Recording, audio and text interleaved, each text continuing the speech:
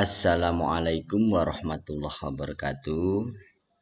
Alhamdulillah, jumpa lagi dalam pembelajaran pendidikan agama Islam, materi tentang prinsip dan praktek ekonomi Islam.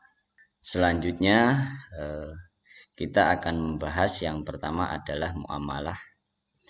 Menurut etimologi itu berasal dari kata muamalatan, bentuk masdar dari amalah yu'amilu muamalatan, yang artinya saling bertindak, saling berbuat, dan saling mengamalkan.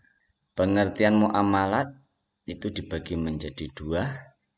Yang pertama pengertian secara luas, yang kedua pengertian secara sempit. Kalau secara luas mencakup munakahat atau pernikahan, warisan atau ilmu faraid, politik, pidana. Selanjutnya dalam pengertian sempit itu hanya tentang ekonomi atau iqtisadiyah. Ruang lingkup fikih muamalah itu banyak sekali ya. Ini digambarkan ada 43. Namun kita tidak akan membahas sebanyak ini ya. Untuk ruang lingkup di era modern dalam muamalah itu ada perbankan, asuransi, pasar modal, dan seterusnya ya. Berikutnya belajar ilmu muamalah itu hukumnya wajib, tetapi untuk menjadi ahli itu hukumnya adalah fardu kifayah. Berikutnya macam-macam muamalah, yaitu yang pertama adalah jual beli ya. Dalam jual beli itu ada dalil, ada pengertian, dan ada rukun. Dalam sebuah hadis disebutkan pekerjaan apakah yang paling baik, maka Rasulullah bersabda, pekerjaan seorang dengan tangannya dan setiap jual beli yang bersih. Jadi kalau ditanya pekerjaan yang baik itu apa, adalah pekerjaan yang dihasilkan dari keringat sendiri dengan cara yang baik. Selanjutnya pengertian jual beli, menurut bahasa itu tukar menukar. Menurut istilah, tukar barang dengan uang, melepaskan hak kepemilikan dan saling sukarela. Adapun rukun jual beli, yang pertama ada pelaku ya, penjual dan pembeli, dan disyaratkan sudah akil balik. Yang kedua ada barang yang dijual dan barangnya itu harus suci, bermanfaat, dimiliki, bisa diserahkan dan terukur. Dan yang ketiga ada akad, suatu perkataan antara ijab dan qabul dengan cara yang dibenarkan syarak, yang menetapkan adanya akibat-akibat hukum pada objeknya. Adapun etika penjual dan pembeli, yang pertama berlaku benar atau lurus, yang kedua menepati amanah, yang ketiga jujur, dan yang keempat khiyar atau memilih ya. Khiyar dibagi menjadi 3, khiyar majlis, khiyar syarat, dan khiyar aib atau cacat. Selanjutnya penjelasan dari macam-macam khiyar. Yang pertama khiyar majlis, yaitu hak pilihan ketika di tempat jual beli. Hak menentukan pilihan bagi kedua belah pihak antara penjual dan pembeli untuk melangsungkan jual beli atau membatalkannya, selama masih di tempat atau majelis jual beli. Apabila keduanya telah berpisah dari majelis akad tersebut, maka hilanglah hak khiyar ini sehingga perubahan tidak dapat dilakukan lagi. Yang kedua khiyar syarat, kedua orang yang sedang melakukan transaksi jual beli mengadakan kesepakatan menentukan syarat, atau salah satu di antara keduanya menentukan hak khiyar sampai waktu tertentu. Maka ini dibolehkan meskipun rentang waktu berlakunya hak khiyar tersebut cukup lama. Yang ketiga adalah khiyar aib. Hak untuk membatalkan atau melangsungkan jual beli bagi kedua belah pihak yang berakad, yaitu penjual dan pembeli, apabila terdapat suatu cacat pada objek yang diperjualbelikan dan cacat itu tidak diketahui pemiliknya ketika akad berlangsung. Instrumen jual beli dalam pasar yang pertama itu salam atau pesan dengan uang lebih dahulu. Yang kedua isti'anah, pesanan dengan uang belakangan. Yang ketiga rohen atau gadai. Yang keempat murabbahah, menjual suatu barang dengan menegaskan harga belinya kepada pembeli dan pembeli membayarnya dengan harga yang lebih sebagai laba. Yang berikutnya adalah ijarah atau kontrak. Transaksi jual beli yang dilarang, yang pertama semua aktivitas investasi dan perdagangan atas barang dan jasa yang diharamkan Allah. Jadi tidak boleh jual beli sesuatu yang diharamkan. Contohnya jual beli manusia, arak, narkoba dan seterusnya. Yang kedua riba. Yang ketiga penipuan. Yang keempat perjudian. Yang berikutnya transaksi yang mengandung ketidakpastian atau horor. Berikutnya penimbunan barang atau ihtikar, monopoli, rekayasa permintaan, suap, dan seterusnya. Muamalah yang kedua yaitu masalah riba. Definisi riba secara bahasa adalah tambah atau az-ziyadah, berkembang atau an-nuwun, meningkat atau al-irtifa, dan membesar atau al-ulu. Riba adalah tambahan yang disyaratkan dalam transaksi bisnis atau utang piutang tanpa adanya padanan atau iwat yang dibenarkan syariat atas penambahan tersebut. Larangan riba sebenarnya tidak hanya berlaku untuk agama Islam, melainkan juga diharamkan untuk seluruh agama samawi. Dan riba termasuk dosa yang besar. Selanjutnya, pembagian riba. Yang pertama riba ad-duyun atau utang piutang, itu ada dua, riba kordi dan riba jahiliyah. Yang kedua riba al-buyu atau akibat dari jual beli, itu ada an-nasak dan ada fadol. Riba yang disebabkan jual beli atau fadol itu pertukaran emas, perak, gandum, kurma, terigu, garam sejenis beda ukuran. Yang kedua nasiah, yaitu pinjam alat tukar uang dengan emas dengan pertukaran apapun namanya. Sedangkan riba sebab utang piutang yang pertama al-qordi, yaitu qordi meminjamkan sesuatu dengan syarat ada keuntungan atau tambahan dari orang yang meminjam. Contoh, Ahmad ingin meminjam uang kepada Sufyan sebesar 500.000. Sufyan menyetujui dengan syarat ketika Ahmad akan mengembalikan, Ahmad harus membayar 550.000. Kelebihan dari 500 ini disebut dengan riba qordi. Yang kedua riba jahiliyah, utang dibayar lebih dari pokoknya karena si peminjam tidak mampu membayar utangnya pada waktu yang ditetapkan. Ini riba yang sering terjadi pada masyarakat jahiliyah. Jadi syarat jual beli non riba, yang pertama menjual sesuatu yang sejenis itu ada 3 syarat, serupa, timbangan, dan banyaknya. Yang kedua tunai, yang ketiga timbang terima dalam akad ijab qabul sebelum meninggalkan majelis akad. Selanjutnya, menjual sesuatu yang berlainan jenis itu ada 2 syarat. Yang pertama tunai, yang kedua timbang terima dalam akad ijab qabul sebelum meninggalkan majelis akad.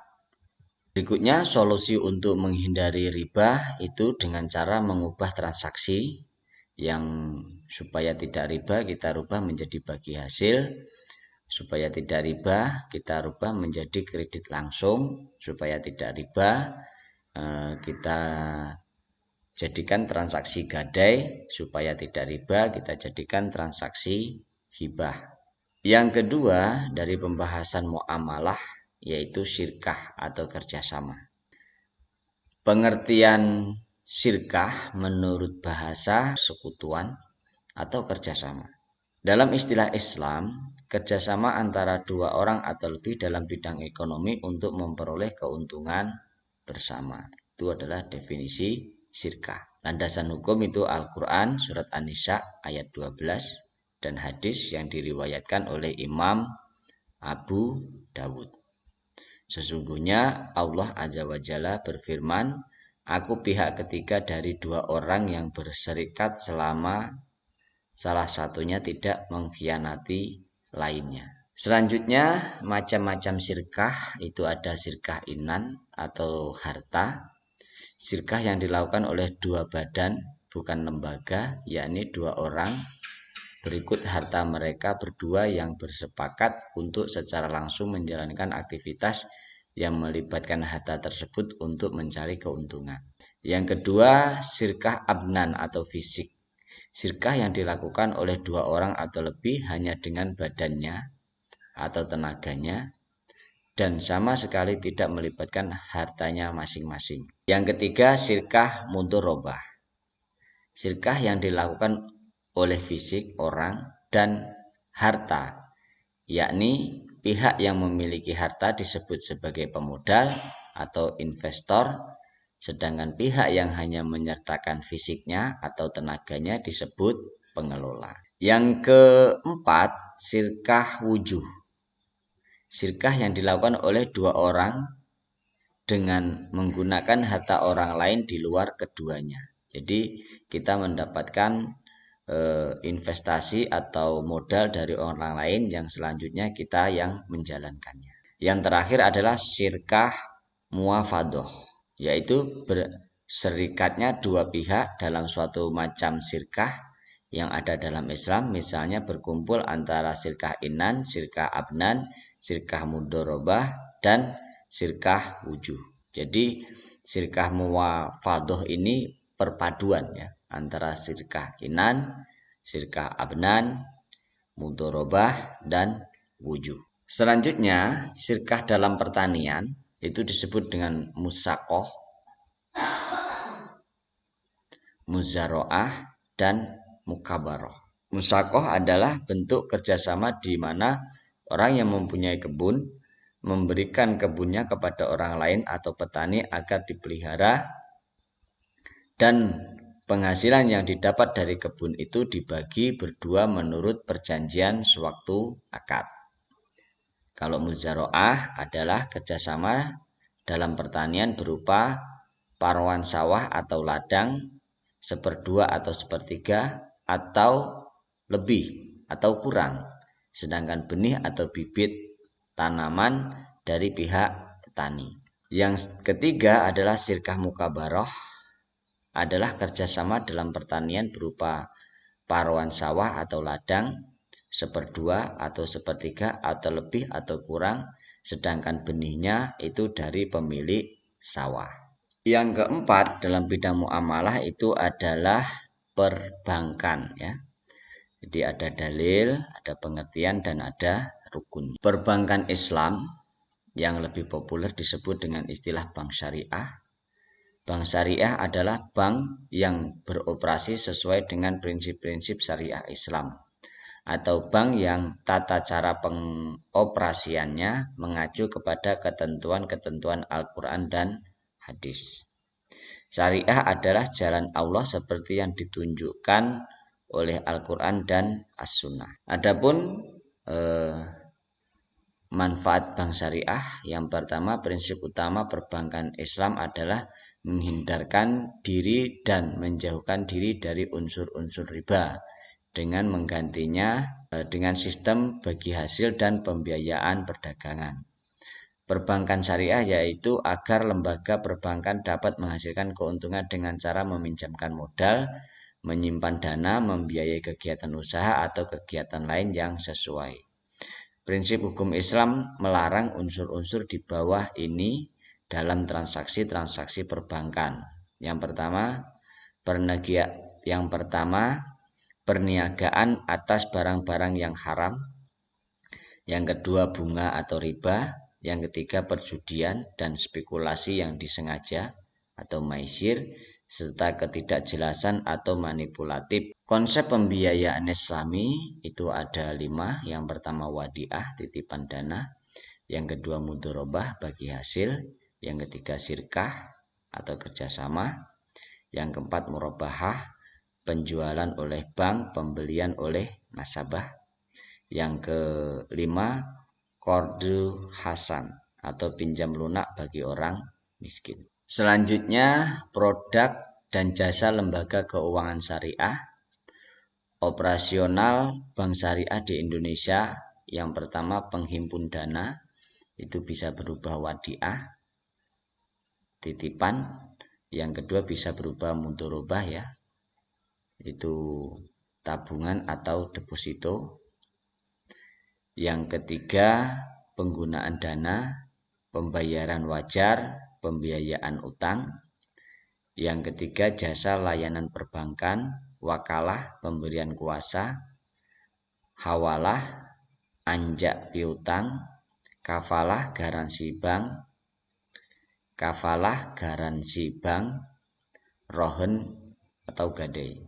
Berikutnya pembahasan tentang muamalah adalah asuransi syariah. Yang pertama pengertian risiko. Suatu ketidakpastian akan terjadi peristiwa bahaya di masa yang akan datang, dan jika peristiwa tersebut terjadi dapat menimbulkan kerugian. Bisa kecelakaan, kematian, atau kebakaran. Jenis risiko itu yang pertama risiko murni. Kalau tidak terjadi tidak apa-apa, kalau terjadi rugi. Contoh, kerusakan harta karena kebakaran, gempa bumi, meninggal, sakit, atau cedera karena kecelakaan. Risiko spekulatif, kalau dilakukan bisa untung, rugi, atau break even. Contoh investasi saham, contoh jual beli valuta asing dan perdagangan atau berusaha. Pada umumnya hanya risiko murni yang dapat diasuransikan. Selanjutnya pengertian asuransi itu dituangkan dalam Undang-Undang Nomor 2 Tahun 1992. Perjanjian antara dua pihak atau lebih dengan mana pihak penanggung mengikatkan diri kepada tertanggung dengan menerima premi asuransi untuk memberikan penggantian kepada tertanggung karena kerugian, kerusakan, atau kehilangan keuntungan yang diharapkan, atau tanggung jawab hukum kepada pihak ketiga yang mungkin akan diderita tertanggung yang timbul dari suatu peristiwa yang tidak pasti, atau memberikan suatu pembayaran yang didasarkan atas meninggal atau hidupnya seseorang yang dipertanggungkan. Selanjutnya manfaat asuransi, mengurangi beban keuangan akibat timbulnya kerugian, menyediakan dana apabila terjadi musibah. Yang kedua mengurangi ketidakpastian risiko. Yang ketiga memperoleh masukan berupa informasi dan saran mengenai cara untuk mengurangi atau meminimalisasi risiko. Yang keempat menciptakan ketenangan untuk berusaha atau bekerja. Yang pertama dilihat dari sifat kesepakatannya, itu asuransi wajib, asuransi sosial, contoh kecelakaan penumpang atau jasa raharja. Yang kedua asuransi sukarela. Jenis objek pertanggungan, yang pertama asuransi jiwa. Objek pertanggungan meninggal atau hidupnya seseorang, contoh asuransi kematian dengan tabungan atau tanpa tabungan, asuransi kecelakaan diri, dan asuransi kesehatan. Yang kedua asuransi umum atau kerugian, objek pertanggungan harta, hak atau milik kepentingan. Contoh asuransi kebakaran, asuransi kendaraan bermotor, asuransi pengangkutan barang, asuransi tanggung jawab hukum. Dalam bahasa Arab asuransi dikenal dengan istilah at-ta'min yang diambil dari kata amanah dan berarti memberi perlindungan, ketenangan, rasa aman, bebas dari rasa takut. Asuransi Islam di Indonesia itu adalah usaha saling melindungi dan saling menolong di antara sejumlah orang atau pihak untuk menghadapi risiko tertentu melalui akad ataupun perikatan yang sesuai dengan syariah Islam. Di Indonesia, asuransi Islam sering dikenal dengan istilah takaful. Kata takaful berasal dari kata takafala, takafalu yang artinya adalah menjamin atau saling menanggung. Dasar hukum asuransi dalam Islam itu dijelaskan di dalam surat, yaitu dijelaskan dalam Al-Quran surat Al-Ma'idah ayat 2 ya. Ta'awanu 'alal birri wat taqwa wa la ta'awanu 'alal ismi wal udwan. Dan tolong menolonglah kamu dalam mengerjakan kebaikan dan takwa, dan jangan tolong menolong dalam berbuat dosa dan pelanggaran. Selanjutnya, akad dalam asuransi syariah. Yang pertama at-ta'awun atau tolong menolong antar sesama peserta. Yang kedua akad tabaru, akad hibah dalam bentuk pemberian dana atau kontribusi untuk tujuan tolong menolong sesuai dengan syarat-syarat yang disepakati. Ketiga, akad wakalah bil ujroh, akad untuk memberikan kuasa kepada perusahaan asuransi sebagai wakil dari peserta dalam mengelola dana tabaruk dan atau dana investasi peserta dengan imbalan fee atau ujroh.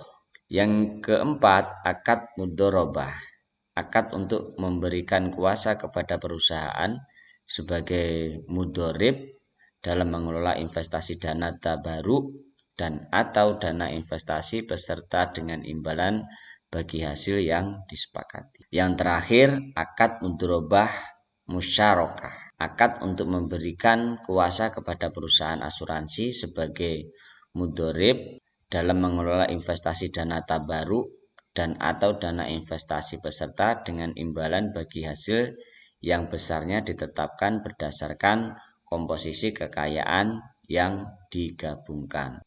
Demikian kajian kita pada kesempatan ini, mudah-mudahan bermanfaat. Kurang dan lebihnya mohon maaf. Saya akhiri. Assalamualaikum warahmatullahi wabarakatuh.